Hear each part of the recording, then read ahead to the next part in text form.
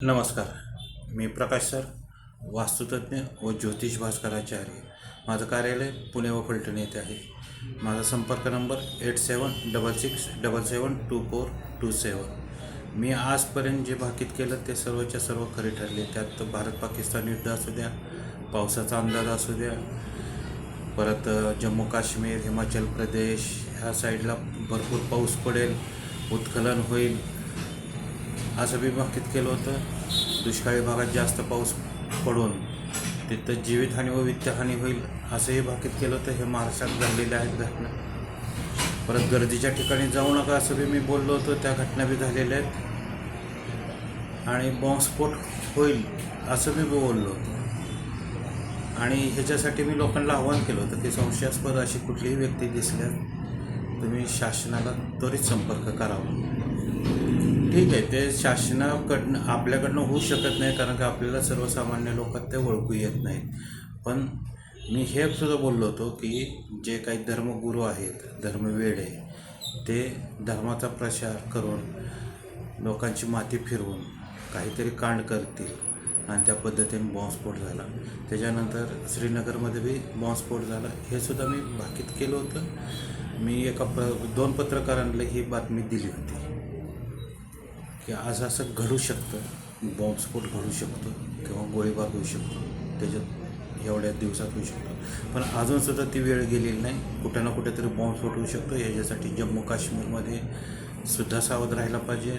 कटरा येथे वैष्णोदेवी, परत राम मंदिर, श्री गणेश मंदिर, बालाजी मंदिर, जे देवस्थान मोठे आहेत, त्यात साईबाबा मंदिरसुद्धा आहे. अशी मोठी मोठी जी मंदिरं आहेत तिथं गर्दी फार होऊ शकते.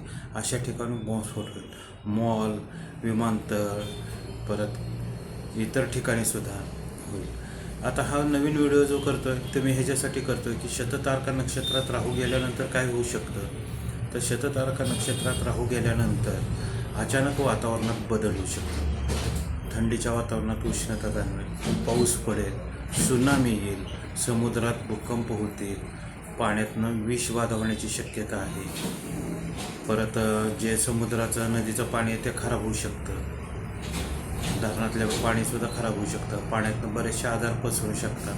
शततारका नक्षत्रात राहू गेल्यानंतर व्हायरलचे आजार बरेचसे होऊ शकतात किंवा महामारीसारखे आजार होऊ शकतात. पण महामारी म्हणू शकत नाही आपण त्याला. पण असे काही जे आजार होऊ शकतात की ते लवकर कवर होत नाही. साधा ताप आला तरी ते 2-3 दिवसाचा ताप असतो, त्याला 8-8 दिवस लागतात. अशा पद्धतीने आजार हे वाढते.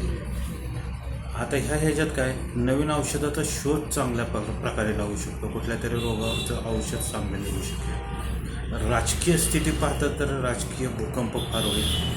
कुठल्या तरी पुढाऱ्याचा फार मोठा कांड पुढे येईल. भ्रष्टाचार वाढलेला भ्रष्टाचारी व्यक्तीसुद्धा पुढे येतील. सरकार अस्थिर राहू शकतं. सरकार जिथं युतीमध्ये सरकार जिथं आहे तिथं सरकार पलटीची जास्त शक्यता जाणवते. तरुण वर्गामध्ये असंतोष निर्माण होण्याची दाट शक्यता आहे. नोकऱ्यांचं अवेलेबल नसल्यामुळे रोज सरकारच्या विरोधात राहील, आंदोलन करते. सायबर अटॅक होऊन सायबर क्राईमवाले डेटा हॅक करतील. बँकेचे व्यवहार ठप्प राहण्याची दाट शक्यता आहे. एवढ्या ह्याच्यात मी प्रत्येक व्हिडिओत मी सांगतो की लोकांनी थोडी कॅश जवळ ठेवा, थोडेफार औषधं प्राथमिक ठेवा, थोडा किराणा थोडाफार भरून ठेवा. ह्याच्या मागचे कारणं अशी आहेत की काही युद्धजन्य परिस्थितीसुद्धा आहे. जसं भारत चीनचे आत्ता संबंध कुठं चांगले आहेत असं म्हणलं जात आहे, पण ते सुद्धा घाळ राहतं कामा नये. बॉर्डरवर परत काहीतरी तक्रारी येणारच आहे, टकराव होणारच आहे दोन्ही ह्याच्यात. परत इकडं पाकिस्तान भारतचं तर वातावरण चिघळलेलंच आहे. शेअर्स बाजारात उलथापालथ होण्याची दाट शक्यता आहे. गॅस, पेट्रोलचे दर वाढतील. ह्या सगळ्या गोष्टी घडत असताना ह्याच्यात एकच लक्षात ठेवायचं की तरुण वर्ग उदयास येण्याची दाट शक्यता आहे. मग राजकारणात असो, आणखीन कुठल्याही गोष्टीवर असो, हे तर आहे. पण दिल्लीचा जो बॉम्बस्फोट झालेला आहे त्याचा तपास करणारी ही फार मोठी पोलीस अधिकारी किंवा मिलिटरी अधिकारी असणार आहे. ती महिला असून ती दिल्ली ते काश्मीर ह्या भागातली असू शकते.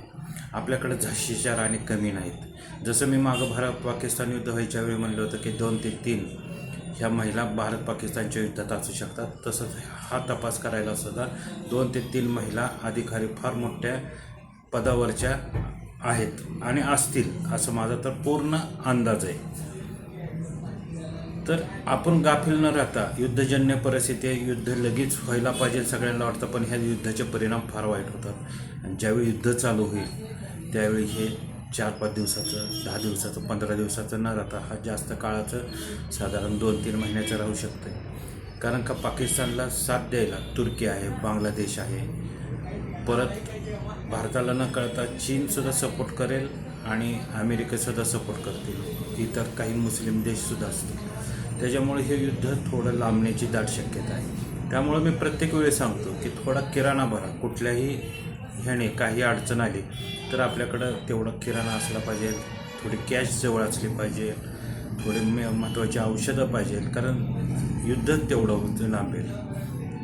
ह्याच्यात निर्णय घेताना फार चालाक्षाने निर्णय घ्यावा लागतो, चतुर बुद्धीने करावं लागतं हे सर्व. आणि आपले तिन्ही दल सक्षम आहेत. हे युद्ध नेव्हीमार्फत बी होईल हे मी मागच बोललो होतो की नौदल ह्याच्यात पुढाकार, पहिलं पाऊल नौदलाचं असेल. मागच्या वेळी हवाई दल होतं, आता नौदल असेल. पण नौदल, हवाई दल आणि भूदल यांची कामगिरी एकदम छानपैकी राहील. आपल्याकडं झाशीच्या राणी कमी नाहीत. त्या कुठल्याही धर्माच्या असू द्या, हिंदू असू द्या, मुस्लिम असू द्या, ख्रिश्चन असू द्या, ईसाई असू द्या, आणि कुठल्याही धर्माच्या असू द्या, आपल्याकडे झाशीच्या राणी आहेतच. आणि हे वर्षानुवर्ष आपल्याकडे झाशीच्या राणी जन्म घेत राहतील. आपला देश हा सर्व धर्म समभावतेचा आहे. आपण सर्व भारतीय आहोत हेच लक्षात ठेवा. धर्माचा इथं कुठेही विषय न आणता आपण भारताच्या साईडने उभं राहावे, जेणेकरून भारतावर कोणी वाकड्या नजरेने बघितलं तरी त्याला दहशत वाटली पाहिजे. आपलं एकीचं बळ हेच भारताची ताकद आहे. मी म्हणल्याप्रमाणे 2032-27 पासून भारताची प्रगती दिसेल. 2032पर्यंत भारत हा सक्षम असेल. तर मागंसुद्धा मी मे महिन्यात डिक्लेअर केलेलं आहे 5 मेला, त्यानंतर 6 मेला, असं प्रत्येक वेळी मी डिक्लेअर केलेलं आहे की भारत हा सक्षम देशच राहणार. नमस्कार. श्री स्वामी समर्थ. ओम नमः शिवाय. जय भारत.